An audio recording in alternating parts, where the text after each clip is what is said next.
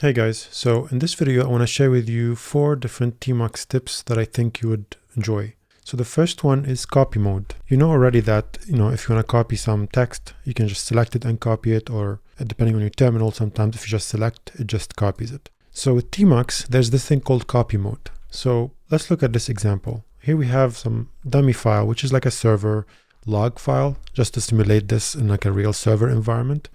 So if we cat this server.log, notice we have, some things that are, expected to see in some server environment. Now, if you want to copy these things, for example, you can select them, copy them, go to new vim or something, and then look into them and search, for example. However, with TMUX, you have this thing called copy mode. So if you press the prefix and then open bracket, notice now I can start moving my cursor as if it was like in NeoVim. So I can move backward, forward, select a full line or multiple lines, etc. So what happens is TMUX convert this pane into like a viewport, and then you can, in a way, kind of navigate it as if you're inside of Vim. This is super cool because now, for example, I can, select a couple lines, press enter to copy it, and now I have it, so I can paste it essentially and do whatever I want with it. Here's another example. If we cat the same file again, notice we have some errors and some debug and a bunch of info. Let's say I want to just take the errors and debug. I can do grep and then take only the errors and warnings, and that will give me those. So now if I open up this copy mode and grab these, for example, copy them, and then open up a pane here, and then let's say I want to have a new file, and there you have it. Now you have your logs essentially, and you can just reference them and kind of diagnose whatever you want. Very cool, and I find this super helpful whenever I'm on a server and I'm just debugging things maybe, or I want to copy some logs or something. That's exactly how I use this. It's super useful. The next tip is the ability to open up a application in a temporary window. So a very good example for this, if I go to my new Vim here, and let's say I want to open up LazyGit, what I do usually is just prefix and then J, and this open up for me LazyGit. Now if I press Q, notice that the window disappears. Let's do it again. So if I do prefix J, notice that we have this LazyGit window here, and pressing Q will just close it. This is how I usually use LazyGit, by the way. I don't use it inside NeoVim. I simply open up a new window, do whatever I want, and then close it. And that's not the only example. I also use, for example, Serple, I believe. And this is essentially like a search and replace tool. And I can do that whether I'm in NeoVim or outside of it, which is pretty cool. Like here I am, for example, inside, NeoVim.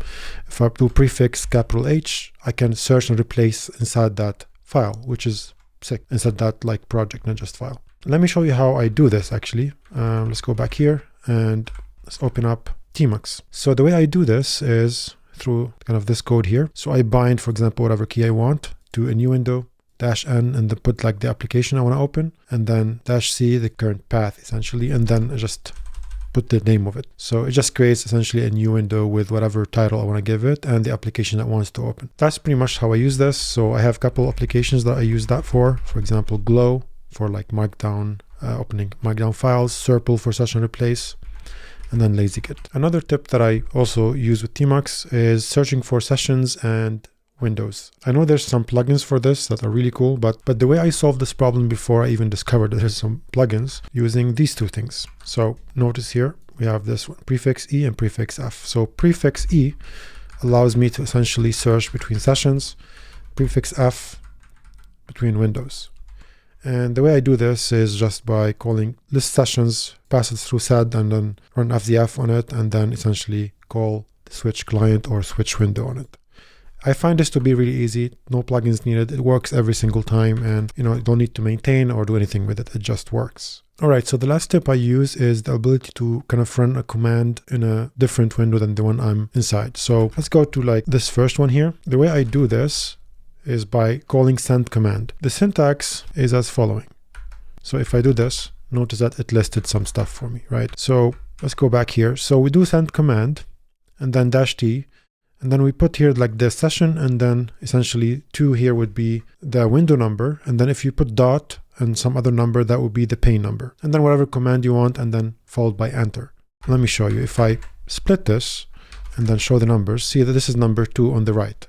Now if I go back here and run the same thing, but put here like .2, for example, and go back, notice that this one also listed the same thing. So in practice, the way I use this is if I'm running a server, let's say a Node.js server, and I'm in Vim, I'm coding stuff, and then I want to run a server, for example, I just call this function and it runs the server for me in a different window, and I just kind of move on. All right, so these are the 4 different kind of tricks or tips or whatever you call them that I want to talk about in this video. I hope you found this useful, and I'll see you in the next one.